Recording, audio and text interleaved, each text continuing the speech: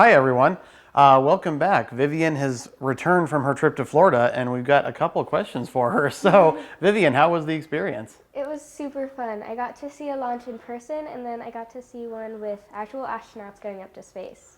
That's super cool. What was the launch that you got to see in person?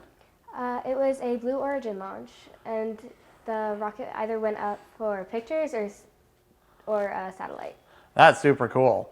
That's awesome. So, I heard you brought back some pictures and a few things you'd like to share Yeah, with us. I So, did. yeah, let's get started. I'm curious to hear this. Okay, so the first slide is the mission success wall, and this is all the missions that they have done up to space. And then on that side is some of the models of rockets that they Cool. have used. And then,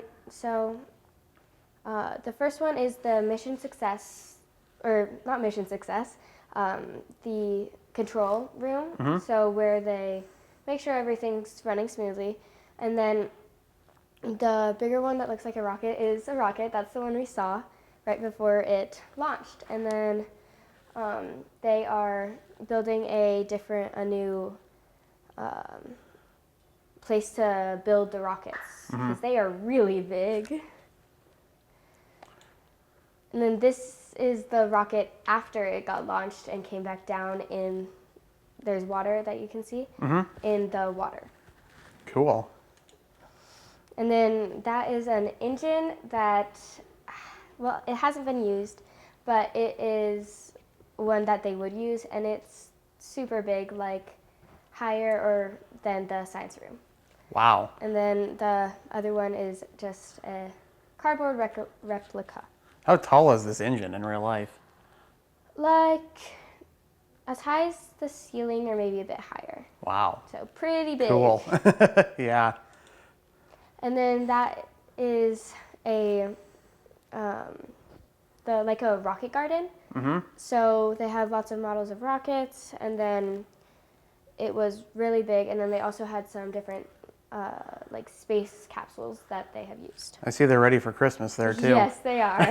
That's awesome. And then this is how they would drink water and how they would bring the water up. And then the bottom one is what type of food they would eat up in space. And then it's a cookie and then a few other foods that they would eat. And then the top one is a plant. So they're experimenting with plants up in space. Wow. That's cool. And then this is the space shuttle that they used, and it was really big that I couldn't even get a picture of it. And then the capsule that's opened here is where they would store all their supplies. Wow. And then this is one of the buildings where they assemble the rockets. This one's completed, the other one was not. But to put it into perspective, the flag is about the size of a 22-story building. And it's really big. I don't even think we have one of those that big in Fort Collins. Yeah. Wow. They're super duper big. And then some questions that I asked the engineers was, what is the horsepower of a rocket? They said that you can't really be measured in horsepower because they're so strong that it would be around like 1,000,000 fire trucks going at full speed. Wow. And then another question is, how expensive is a rocket? They are really expensive, and that's why they want to reuse as many pieces as they can for different rockets. So about $1 billion to $2 billion. Wow. Another question, a few more questions actually, is why do rockets take off at an angle instead of going straight up?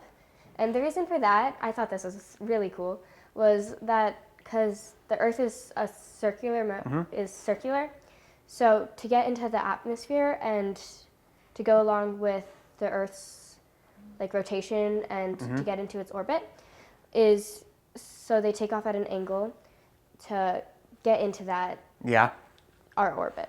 And then another one was, do rockets affect animals and the wildlife around? Because where they were, like where the rocket was launched at, was like a nature preserve, which was really cool. That's cool. So they have to be really careful that stuff doesn't go flying off, like any screws, any bolts, any of that going flying off would also be really bad because a lot of those are really essential.